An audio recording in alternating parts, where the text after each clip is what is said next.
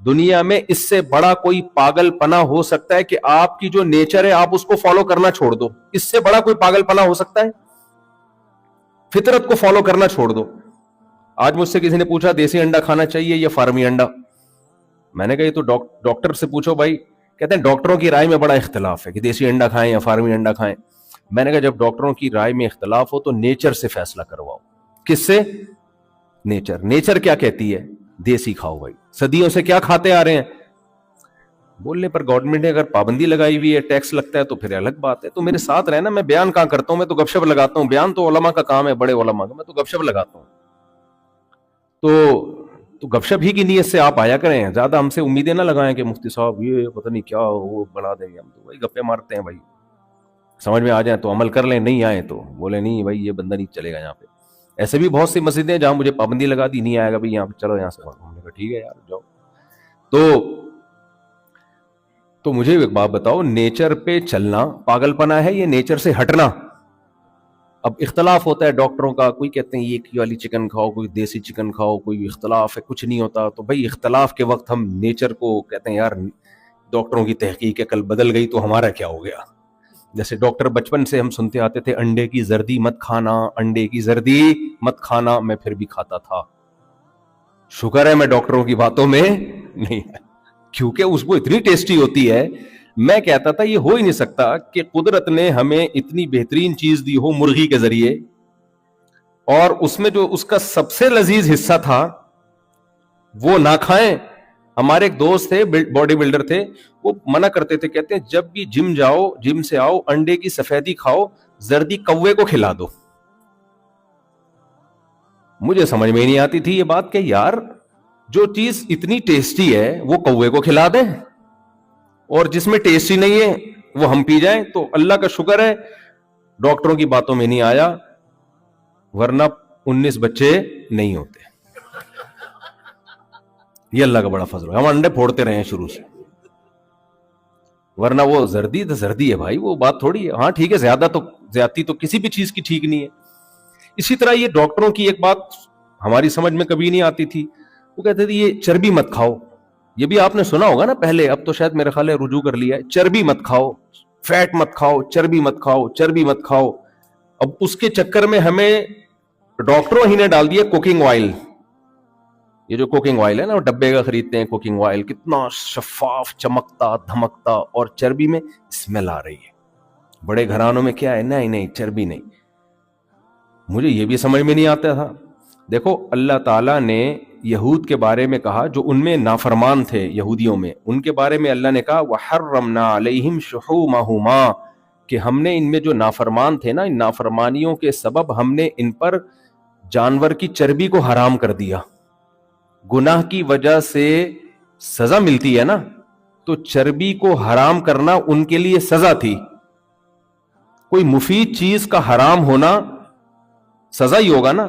اگر وہ غیر مفید چیز ہوتی, نقصان دہ ہوتی, تو اس کا حرام ہونا سزا ہو سکتا تھا. یعنی اگر اللہ میاں یوں کہتے یہ لوگ اللہ کے نافرمان تھے, یا کوئی شخص آپ پہ پابندی لگائے, تم چونکہ اللہ کے نافرمان ہو لہذا چرس تم پہ میں نے پابندی لگا دی ہے, آئندہ تمہیں چرس پینے کی اجازت نہیں, تمہیں بہت نالائق آدمی ہو تم. کہے گا میں نالائق کو تو چرس دی جاتی ہے بھائی, یہ تو لائق لوگوں کے لیے تھوڑی ہے.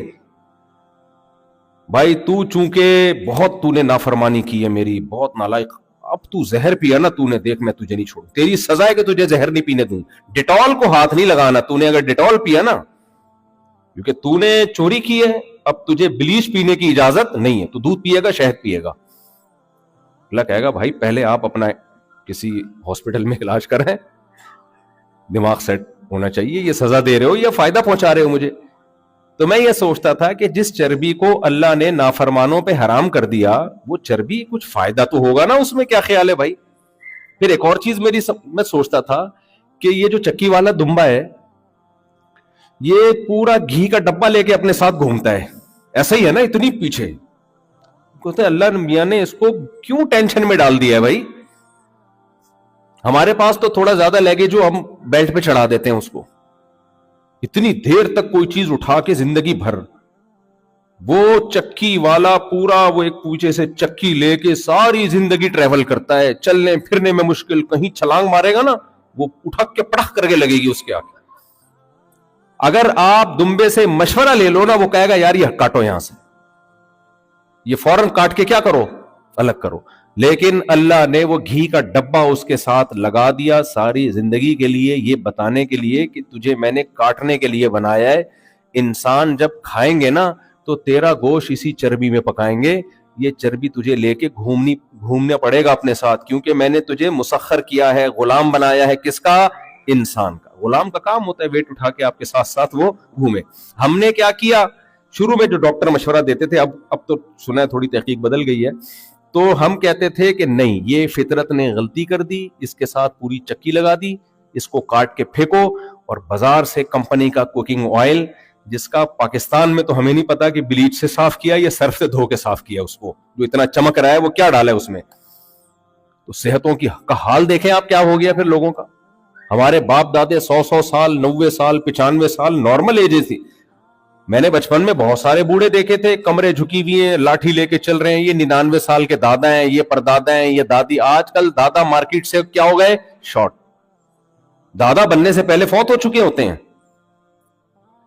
تو نیچر سے بغاوت ہے نا, کہ کیا خیال ہے بھائی. ایک صاحب نے اسی طرح چربی میرا بیان سن کے کھانا شروع کر دی, ان کو بیماریاں ہونا شروع ہو گئی. انہوں نے کہا یہ کیا کھلا دیا آپ نے. میں نے کہا بھائی نیچر کو جب فالو کیا جاتا ہے پورا کمپلیٹلی فالو کیا جاتا ہے. آپ کام بکریوں والے کر رہے ہو اور خوراک شیر والی کھا رہے ہو. خوراک آپ کھا رہے ہو شیر والی اور کام کیا کر رہے ہو. تو نیچر کا مطلب پھر صبح سے شام تک نیچر کو فالو. نیچر میں یہ نہیں ہے کہ 12 گھنٹے آپ کمپیوٹر کے سامنے بیٹھے رہیں. کیا خیال ہے بھائی, 12 بجے سو کے اٹھیں. نیچر میں تو پھر بھاگنا, دوڑنا اور ہارڈ ورکنگ, یہ سب چیزیں ہیں, سب چیزیں ملا کے چربی ہے.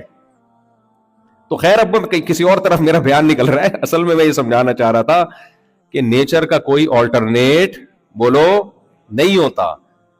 تو دیکھیں انسان کی زندگی کے 2 پہلو ہیں, ایک انسان کی مادی زندگی ہے اور ایک انسان کی روحانی زندگی ہے. روحانی زندگی سے میری مراد کیا ہے, جانوروں میں اچھے اور برے اعمال والے نہیں ہوتے, سچے اور جھوٹے نہیں ہوتے, پاک اور ناپاک نہیں ہوتے, وفادار اور بے وفا نہیں ہوتے, بہادر اور بزدل نہیں ہوتے. جو جیسے ہیں وہ ویسے ہی رہتے ہیں ہمیشہ.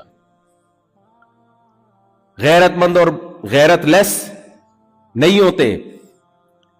انسان کی زندگی کے 2 پہلو ہیں, ایک جسمانی زندگی ہے, ایک مادی زندگی ہے, اور دوسرا کیا ہے اس کی زندگی کا روحانی پہلو. جو روحانی زندگی ہے اس میں بھی اس کو نیچر کو فالو کرنا ہے.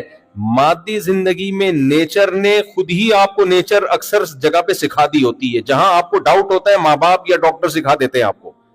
لیکن روحانی زندگی, قرآن کا یہ دعویٰ ہے کہ اللہ کے سکھائے بغیر انسان نہیں سیکھ سکتا. انسان کو روحانی طور پر, عملی طور پر نیچر کو فالو کرنے کے لیے خدائی احکام کا پابند رہنا پڑے گا.